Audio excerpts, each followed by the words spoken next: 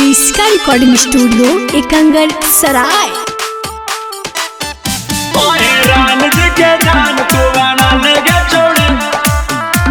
Presented by किसका films. हथावा से हथावा मिला लेगे छौड़ी हे गे, हथावा से हथावा मिला लेगे छौड़ी। ओए रान जी के जान तू बना लेगे छौड़ी।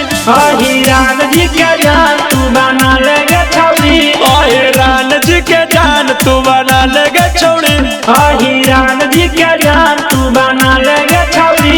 आगे ही यौ बरांडा अपना लेगे छौड़ी हे गे ही यौ बरांडा अपना लेगे छौड़ी। ओए रान जी के जान तू बना लेगे छौड़ी।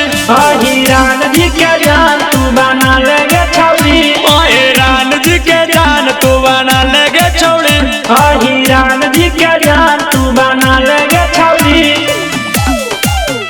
ओए रान जी के जान तू बना लेगे छौड़ी।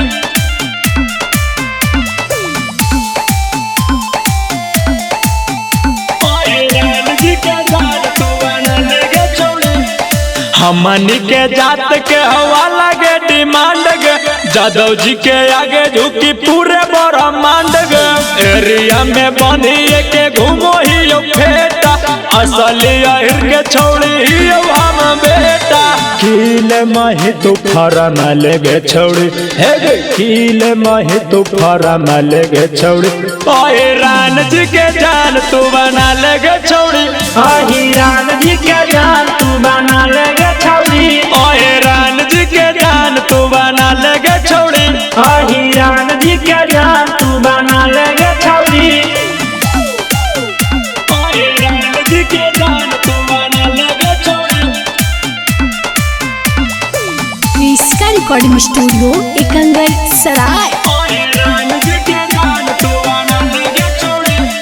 सब जतियन पवारी हो वहीर जात गे, कोई न देखे तो वहीर सामने औकात गे। हमनी के आगे कोई न करो बकवास गे, चाहे तू उठा के देख लिहा इतिहास गे। सोहन लाल के दिल में बसा लेगे छौड़ी, खेसरियों के दिल में बसा लेगे छौड़ी। ओए रान जी के जान तू बना लेगे छौड़ी। ओए रान जी के जान तू बना लेगे छौड़ी। ओए रान जी के जान तू बना लेगे छौड़ी। ओए रान जी के जान तू बना लेगे छौड़ी। इसका रिकॉर्डिंग स्टूडियो एकंगर सराय।